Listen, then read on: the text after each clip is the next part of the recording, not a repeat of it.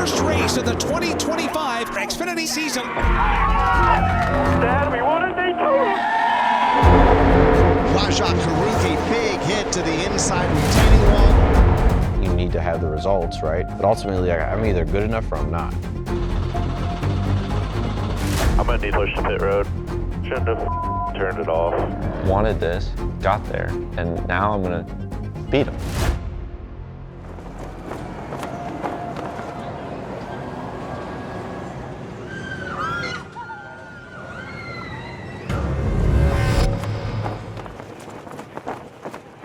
If you thought Daytona was crazy, today maybe even faster.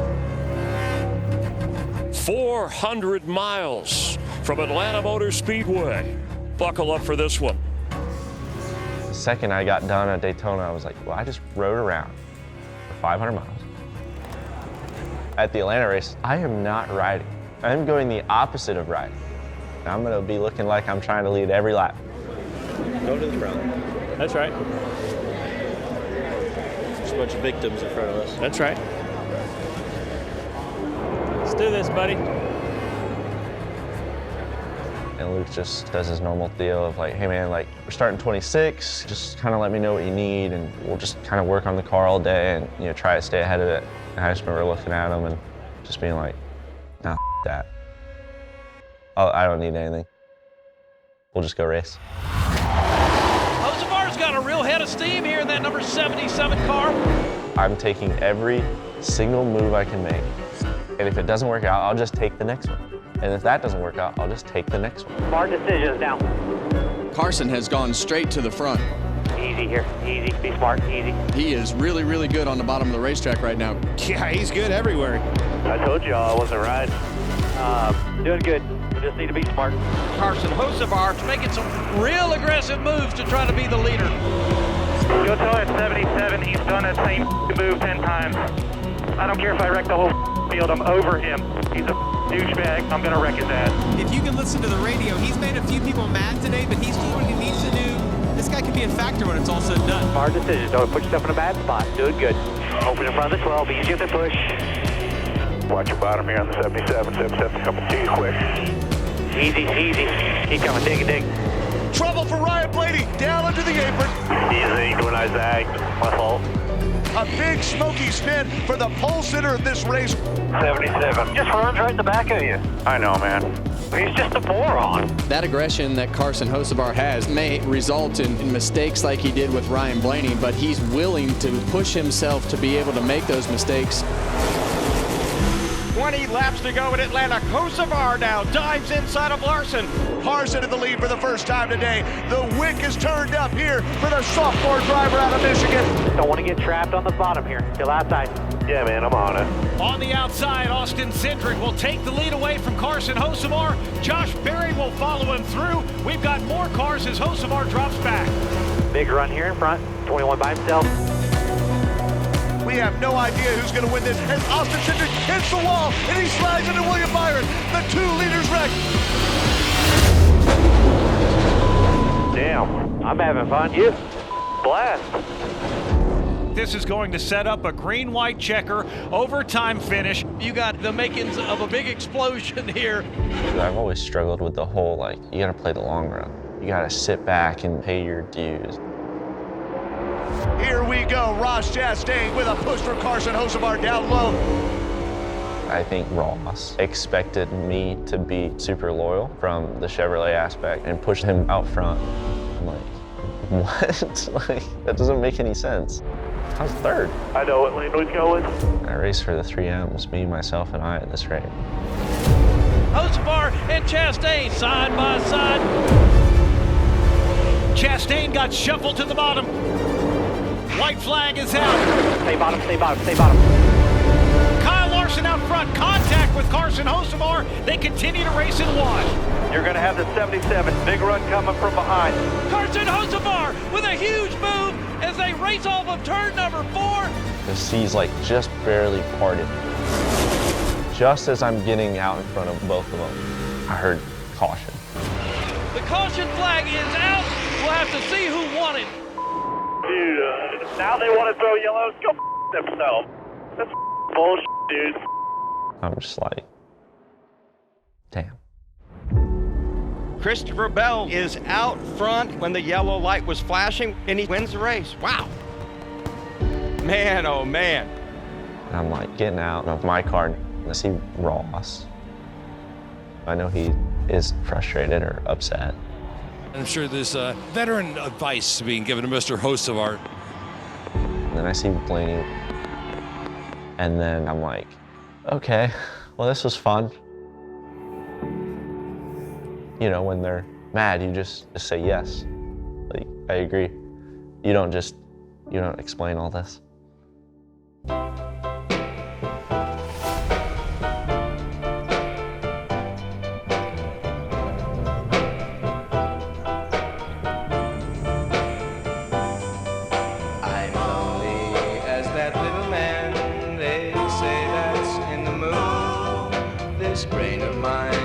Spinning round, I don't know what to do. Kind of feel like Carson's pushing a little bit too hard. Need to tone it down a little bit. I mean, is there a line between aggression and respect? Making others feel uncomfortable is part of the game. I tell you, I can't be mad at Carson Hocevar. He has that little bit of an edge that sets him apart from everybody else. Some people don't care and they're going to be themselves. I don't really think you did anything wrong. Stop your crying.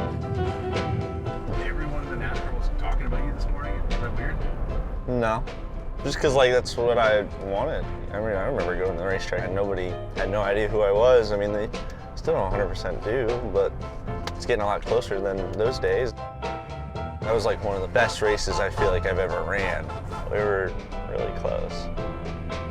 It's literally like getting a Christmas present and unwrapping it. I didn't have a brother, but I would imagine it would be like unwrapping a Christmas present and getting ready to play with it, and then you have to hand it to your brother because that was actually his present.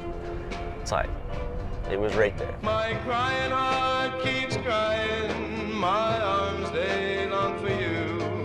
I'm lonely as that little man, they say that's in the moon. Coming back to the shop today, like, what's the vibe of the team?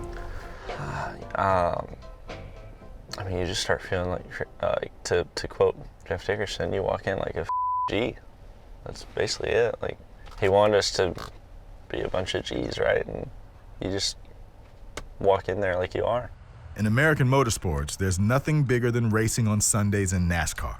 But even at the Cup level, there's an invisible door that leads to a more elite club. And there are rare moments for young drivers when that door might open. For Carson Hocevar, Atlanta was one such moment. I said to Carson after Atlanta, we've seen the sport do this to Ryan Blaney and to Kyle Busch and to Kevin Harvick. There's a rite of passage for these young guys, and it's just how it is. So in a way, you're just like, congratulations, you're here. I remember when I came in, I was a young rookie, I was a fiery guy, and I wanted to make a name for myself. But as you grow, there's a certain charisma and a way to carry yourself through all of that to not only be successful, but to also earn the respect of your peers. You know, I just don't believe Carson has any sort of care or remorse. You know, he's even said it himself. He's not here to make any friends. He has no friends. And I don't know that that's a good way to go about your business. I think he drew criticism that I think was probably, in our eyes, not justified. He's naturally aggressive, and that's one of his strengths. And that was one of the reasons why, in the end, he was very close to having an opportunity to win that race that day. NASCAR posted like a recap of our, Second place today. Career best finish into turn 3. Here we go.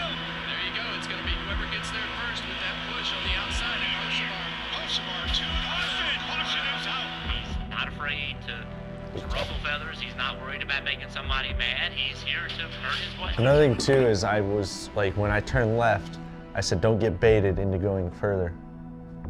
Like in my head, like, don't get baited. Well, if he kept going, because I was like, don't let him chase me down enough that I either hook him or I get the commitment line or the red line. I just didn't know if we squeezed in front of the 12, if he would have shot you Right out. here, I'm like, get low, get clear, get clear, get clear, and then it stalled me out. I don't think you ever got cleared. I never did. I was wanting to say it so bad, but I wanted to do it. If you had it, you had the run, but Yeah, I didn't. Well, I think I stalled out anyways. The 12 was too close. I'm not sure. If the 12 was not there and it was literally just me, I would have done it.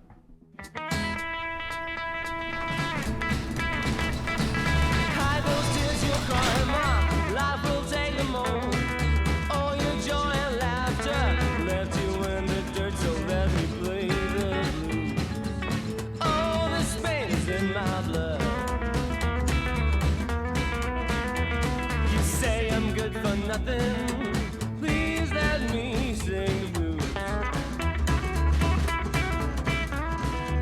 You ever see Floyd Mayweather with his table of money? Well, this is like my table of race cars. Every week now I've started to update the diecast track. I don't know if it's motivation or just like I want to like continue to do updates. After the 500, I put my Ziegler car that I ran in the garage because unfortunately we had a fuel pump issue that wouldn't really ideally work.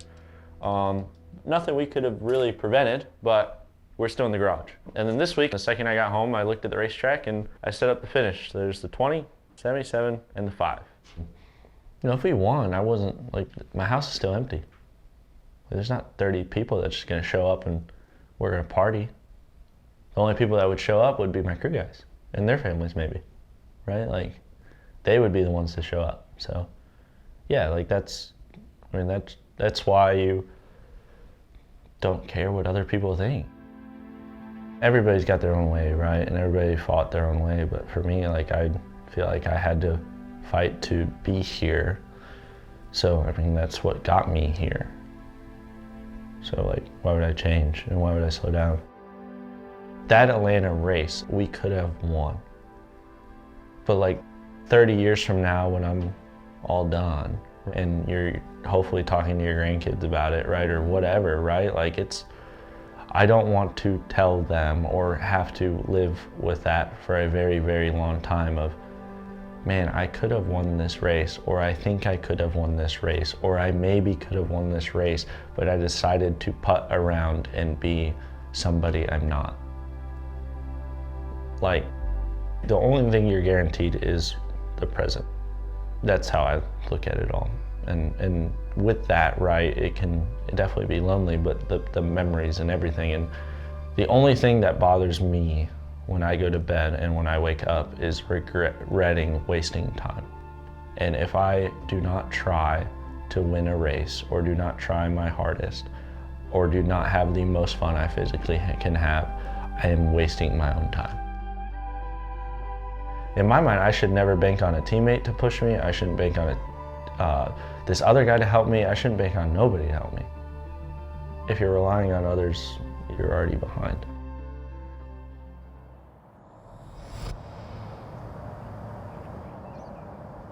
Whew, it's cold.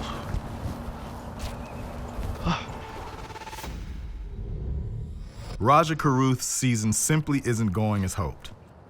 After his wreck at Daytona, the same fate struck him again in Atlanta. Rajah Caruth, sideways. Everybody spreads to try to get away from him. Then, following a solid 7th place finish in Vegas, he landed far down the leaderboard in Miami. Rajah Caruth, 22nd. Hate that for him. This sport sometimes seems entirely technical, and yet the ups and downs demand you make sure the mind is right at every turn. We'll play some basketball this morning. If you think about what golf is for some people, basketball would be for me. It's a good escape in a way because it's not driving, but I think from a mental perspective, it is also super useful to kind of develop that resilience, those and kind of I think the mental skills and toughness you need to have to be an athlete, but a successful one at that.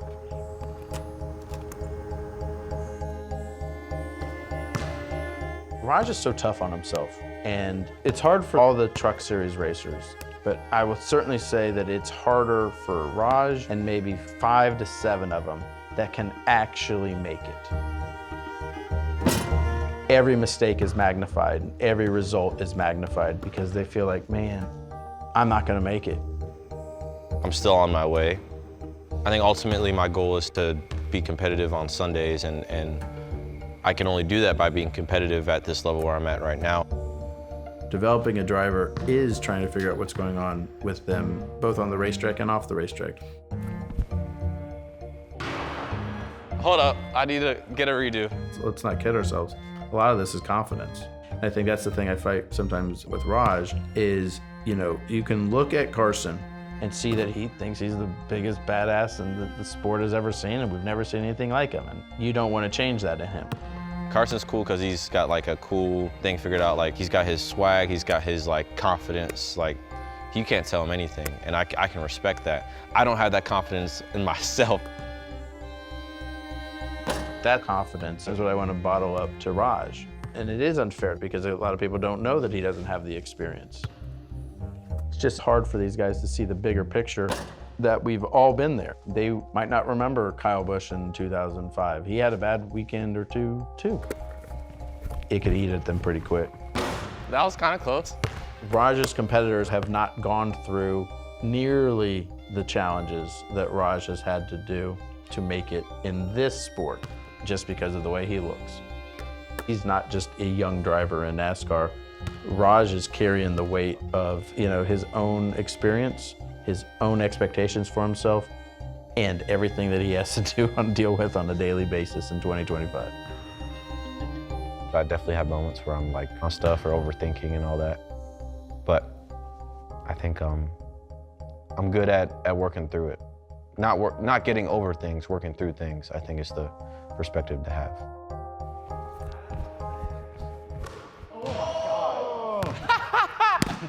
Do you see that? I did. That was crazy. So Rajah Caruth takes a cerebral approach to racing and to life, all born out of the unlikely journey he's taken to the spotlight and the unlikely place it began. What's the racing environment like in Washington, D.C.? Non-existent. When no one follows NASCAR, it's like, as you would say, stick and ball sports and sports that seem kind of closer and accessible.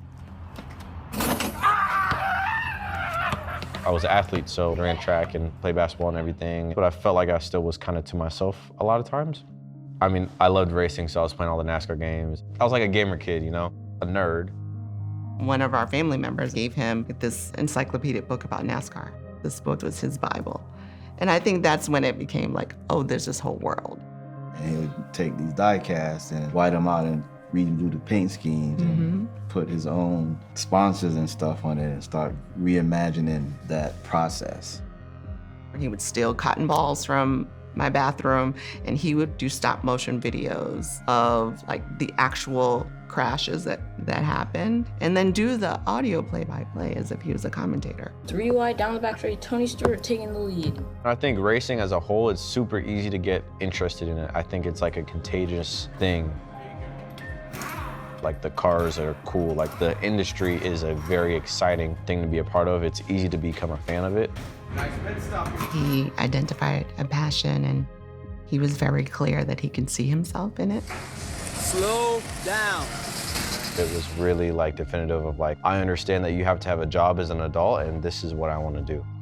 Whatever the stigmas were attached to NASCAR, it wasn't really like a barrier for me of like, let's not do it. It was more so like, let's figure out what it's about. I was like, this is not anything within our universe of understanding, knowledge, anyone we know. There's no diversity that we can see in the sport. There's no way.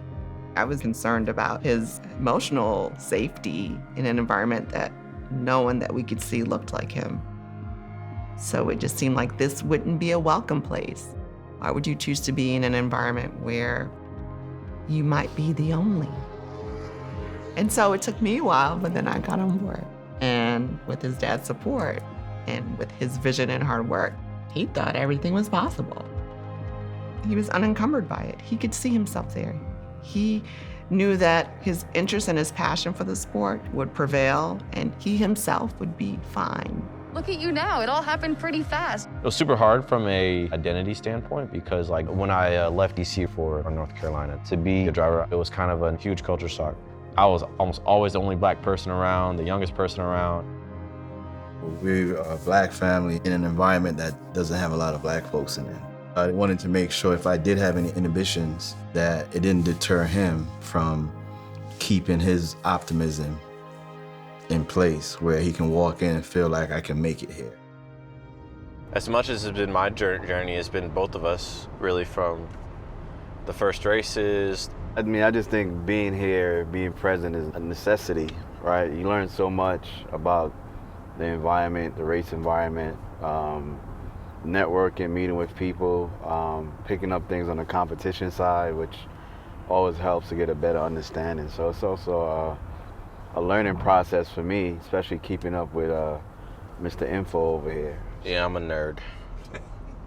Full nerd. My dad, he's just kind of helping supporting me and following my lead and giving his advice and opinion. A lot of it's really applicable, so I'm pretty thankful for that.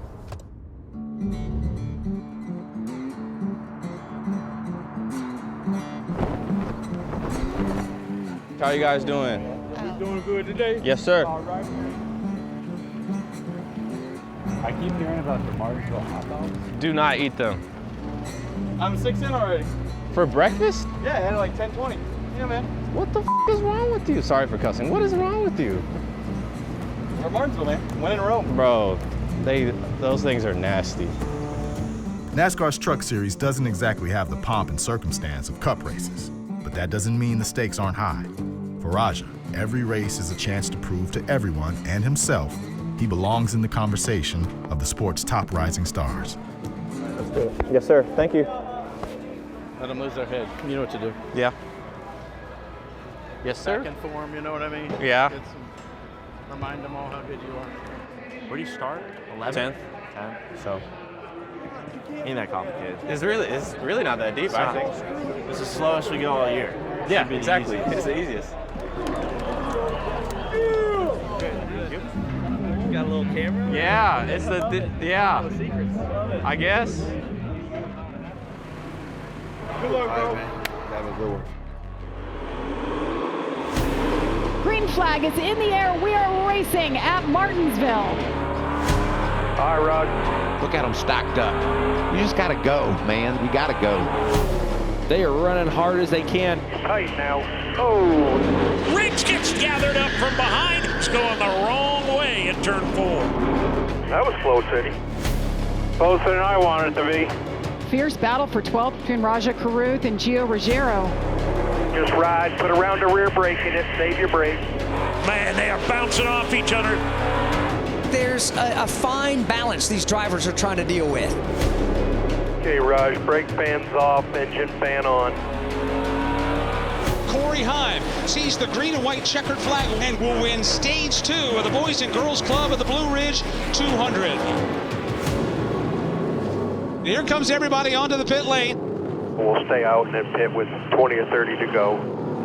Got some interesting pitting strategy there. Good. Keep them coming. Oh, yeah. As Rajah and company will stay out onto the racetrack. Oh, yeah, we're the leader. Yeah, something good finally. I don't know. They was over for a caution, so I think it might work. Rajah nails the gas. He is gone. He'll leave everybody by a truck length by the time they get to 1. Take no prisoners here, man. Aye. Corey Heim flexing some backstretch muscle, and he's got the crosshairs on Rajah Caruth for the lead. He does. Caruth right now better not look in the mirror. He's got to focus what's going on in front of him. Hit his marks and continue to lead this race. This is a stage of the race where it gets ugly. Here comes a fast closing Corey Heim. He's there. Corey goes for the lead in 1. Damn, that sucks. I'm taking advantage of a momentary bobble by Rajah Caruth. As your tires get older, you know that top lane kind of goes away, so think about it. Challenge and change for second. Ty Majeski to the inside of Rajah Caruth.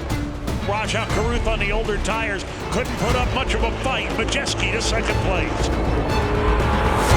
Caruth beginning to shed some blood right now. He has dropped back to the number 4 position, and it may not be over yet. Oh, look at here! They're all over. Oh, Heim to the wall. He goes wide. Heim goes around. Left rear flat. Caution's out. Man.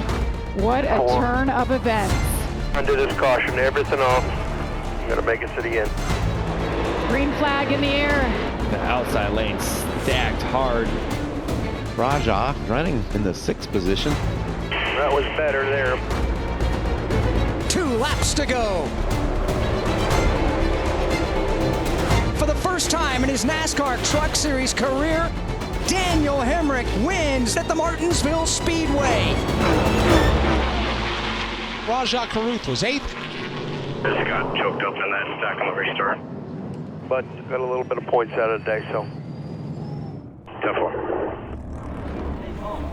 On paper, 8th place is a solid finish, but Rajah's face will tell you otherwise. The mantra is to stay focused on performance, not results. And if he feels like he didn't get enough out of what his truck offered, disappointment ultimately defines the day. My truck wasn't bad, just don't think I did the best job, but gotta get a top 10 and some stuff to review for next time for sure.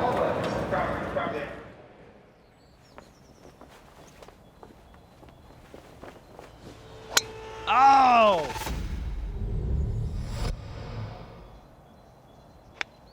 Oh, heads! Hey, four! We got Daniel, who's he'll hit some good shots, but for the most part, it's pretty abysmal. Brent is a try-hard. He plays a lot of golf. I taught Brent how to golf, and then now he's like a lot better than I am. And then Connor just sucks. Connor does not care about golfing. Golf, yeah. Golf, you can have golf. You were hanging a left. Oh, they didn't hang. Oh, you missed pit road. You missed pit road. It's hard to start a season better than winning the opener at Daytona, but Jesse Love's year may just be taking off. Next week, he'll be making his NASCAR Cup debut, the first of 6 races he's scheduled to run in the big series. I'm cup racing. Are you actually? Yeah, I'm running a cup race. What? If you finish worse than me, you got real big problems. Is he racing Bristol too? No, I finished last in my Cup debut. Oh. Yeah, I'm running Bristol too. Running to the grandstands. Cup Series ain't no joke. It's tough. The cars are way different. I think that's gonna be an eye-opening experience. And just how good everybody is. Everybody's won in Xfinity.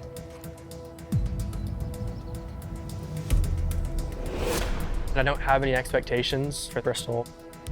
I just want to go into it and see if I can perform at my peak of where I'm at right now. And if I can do that, then I'll feel really good about myself. I know that I'm going to come out of it with a list of things that I got to work on. It's a monumental moment in Jesse's career and a dream come true. But the great thing about golfing with your friends is they don't really care. Oh my gosh, that's on the road. What the f? You gonna go find that? Oh, that's a house.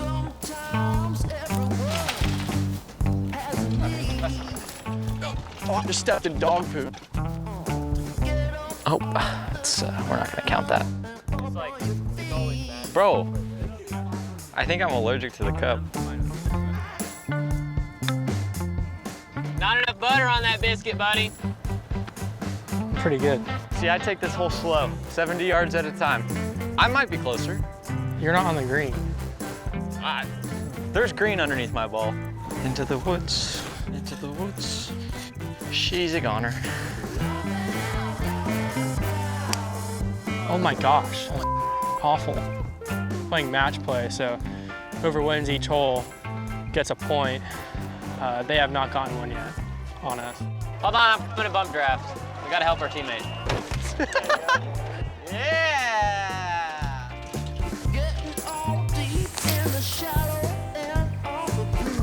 I was out here with one of the golf pros. I asked them if they stocked this pond. They're like, no, we don't stock it. There's like really no fish in there. And then I told Daniel, get to hole 8. I was like, they stock this thing like once a week.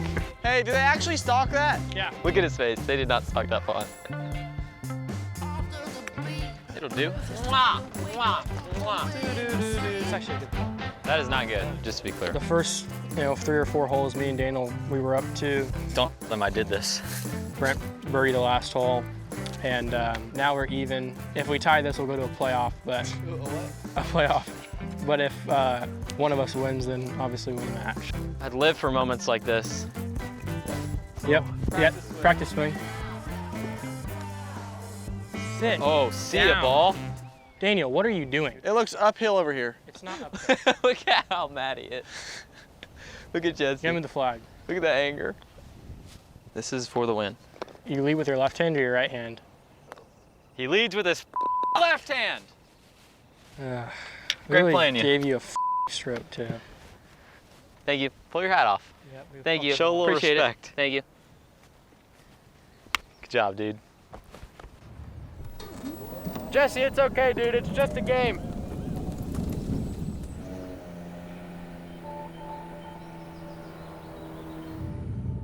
Racing can often feel all-consuming for young drivers, but reminders will inevitably come of life's realities outside the track. So my grandma fell getting the mail, and she was really, really torn up, but they thought she would recover, but just while she was in the hospital and ICU and everything, she was just getting worse. Last week, after Darlington, I got out of the car and they said that they got a call from my parents and said my grandma's not doing any better, doing potentially worse, and that I probably should get to Michigan. So I drove all night, showed up. They were waiting on me to pull the plug. I mean, my grandparents were great. They were my biggest fans. Okay, take a picture. You ready? I don't know if they even owned any other wardrobe other than just my merchandise or t-shirts. You know, last thing she said to my grandpa was, you know, she was gonna go get the mail, but, you know, my qualifying's getting ready to go, and that they need to go turn the TV on and save her a seat.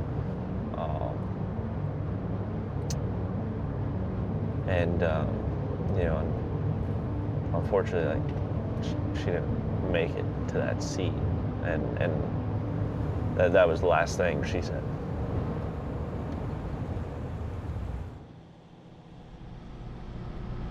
This is Dale Jr.'s old bus. Super great. I think it has like heated floors. I was like exploring yesterday, and yeah, it's nice. Super nice. The past week and a half, everybody's like, "How excited are you? How excited are you?" And like, yes, I'm excited. If you could stop asking me that question. My whole life has been working towards like, so I can, you know, be a competitor on this day, on a Sunday. So I don't want to like just be a freaking race fan. Like, I want to enjoy the day and be a competitor. But it's gonna suck going back to the Holiday Inn, but it'll be okay. And we welcome you to the place appropriately labeled the last great Coliseum. For any race car driver, the culmination of a lifelong dream is making your first career Cup start, and that's exactly what the 20-year-old from California, Jessie Love, will do today. I was very, very, very, very, very nervous. He's worked so hard to get to this point, and it wasn't the fear of anything happening to him. I think he's ready. I think he thinks he's ready. The concern is, does the rest of the world think he's ready? To be a part of Jesse's debut in the Cup Series is pretty cool, and the fact that we qualified where we did, going out so early, I'm very proud of you. Good job. Good job to everybody in here. It's something that you dream about as a dad, but you don't allow yourself to get too close to it. And so when it happens, it's an amazing moment. I was a nervous wreck, but also there was like such pride. He's so composed. He's not showing a whole lot of emotion, but I know that deep down he's like, oh my God, I can't believe I'm here. It's almost like you can finally be like, okay, we're not crazy. It's been aiming for a bullseye in an asteroid field. It's been the greatest ride. It's a culmination of everything that you and your son have worked for 15 years. And you can't help yourself but to go back and think about pushing him off in a quarter midget, and tucking him into his first sprint car, and all of those amazing memories. All of that floods back at you and hits you so hard. For me, it was impossible to process. From Menlo Park, California, Jessie Love. I'm envious. I know it's going to be a great run for you in Cup, and I'm glad it's starting here at Bristol. The next one will be easier, I promise. Hopefully there's a next one. Got your back all day. Let's have some fun. Take care of that thing. Okay. I love you, champ. Go get him. Let's go have us a good day, brother. Debut. Everyone here is honored to be working for you. Let's go do it. Sounds good. Take care. Be safe. All my friends and family here, thank you for helping me get to this point. Go try to execute all day. Keep me up to date with what the task is at hand, what we need to be doing, and I'll try to execute best I can. The culmination of a lifelong dream is making your first career Cup start, and Jessie Love is a very calm, cool, and collected driver. But today, it's going to get a little bit different for him. The intensity of the Cup Series and how fast everything will happen here at Bristol, you can't prepare for that. Okay. The green flag is out. Alex Bowman gets the jump on Ricky Stenhouse Jr. Protect the bottom, protect the bottom. Watch this 45. Watch it, watch it, watch it. Chick it up, chick it up, chick it up, chick it up. Be on your toes right here. Just be patient, man. I got engine sputter on the bottom. Larson and then better on the top or the bottom. When he wanted to go, he moved up. Plowing. There's not a clear-cut winner of which lane's best yet. For speed, it looks like the top, but... The whole goal here today is to finish the race. You want to make a splash, but you don't want to make a splash. You don't want people to remember you for the wrong reason.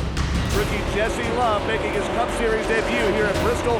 Started 19th, very solid, but he's fallen to 30th. The young driver there pushing his car a little too hard. Much better to err on the side of over-indexing to be conservative than it is to try to be a hero on day one. Really good right now. Carson Hocevar is running 6th. Great job. We just don't want to be pushing harder than anybody else. Bristol's a busy place. See Carson right now, lean to the right. That's the G-forces from the center of the corner, and his body will straight back up. This racetrack for a driver is very, very physical. Brake pedal really, really, really soft. Almost to the floor. Brake shake is usually from the brakes being too cold, and that shake is really annoying, and it actually affects your rhythm as a driver in the way that you can brake into the corners. Should be okay as long as we manage it. We'll try to help him some with the also. Fantastic. Stage number 1, caution free. Carson Hocevar 5th. Brake pedal starting to come back to me a little better there. Just a little snug with the front, but not bad. I cannot have my rear looser, but I can afford to have my front turn just a little bit late exit. Okay, great info. We'll pit for 4 tires and fuel. We're going to take some air out of the right front. Carson, I don't want to hold the stop up with the brake stuff. I think it'll come back to us. Yeah, man. Floodgates have opened here on pit entry. Carson Hocevar, the first one in. He is just a little bit snug, but pretty happy with this race car. All the way, go. Good job on pit road. Pace car to hit pit lane. NASCAR is about to wave the green flag. Green flag, green flag, green flag. Rolling good. Bottom stuck. Hamlin spins the tires. Larson is gone. Huge lead for Kyle Larson into turn number 1. By her teammates, that's Carson Hocevar. He'll drive to the outside of Justin Haley and challenge for second as they go to 1. What a big move for Carson Hocevar at this restart. Up to the 2nd position after starting 3rd row outside. You're clear. Slide down. All clear. All clear. You're good. Nice work right there. Trouble in the banking in 1 and 2. Jane Van Gisbergen, that car up on the wall. Stay low here. Caution's out. I'm just a little snug right here, but I like it. I don't hate it right there. And I felt like I was getting ready to rip. I feel like I was starting to figure out what I need to do there. It's all good, man. You're doing good, though. You're learning, and that's what we need to do. And the green flag is back out. Larson again gets the jump. Feel like he's learned a lot. Sucks we're a lap down, but it helped him. Yeah, absolutely.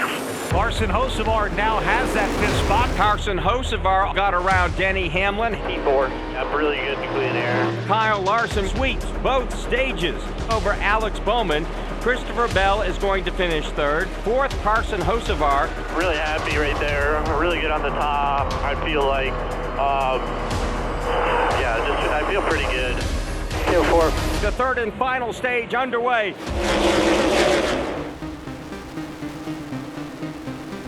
This is a battle for 3rd right now. Carson Hocevar wants to take it away from Ty Gibbs. I like my race car. Doing good here, man. Be consistent. Got about 80 laps before we would have to pit. Green flag pit stops can creep up on you, and this is not something that you typically do, have to make a green flag stop at Bristol. We're going to pit this time. All good behind you. They know you're coming. Pitting this time. 5, 4, 3, 2, 1 right here. Very nerve-wracking right now. This is the only thing that can knock us out of this thing. Be careful here, make no mistakes. Fell off the jack. They have trouble with the left rear. This is going to be devastating for them. Very costly stop for Carson Hocevar, sitting on pit road for a solid 10 to 15 seconds before they were able to send him out.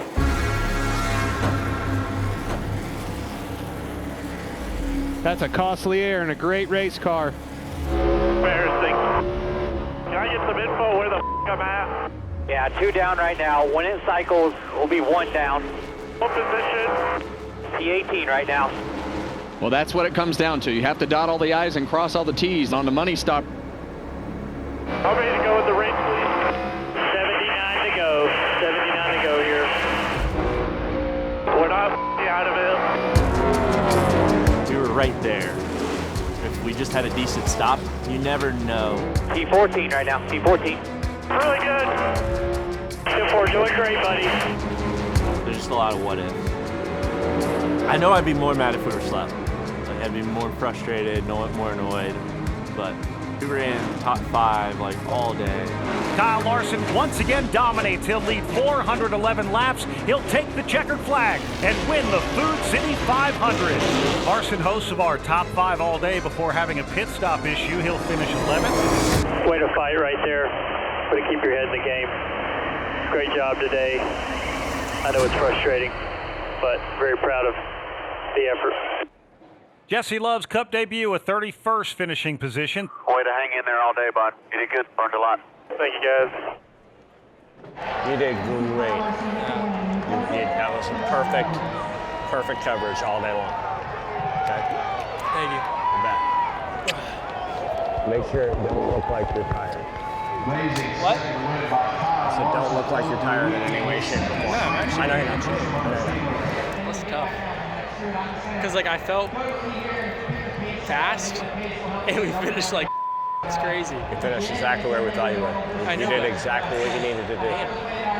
Huh? It's just crazy. The boys are good.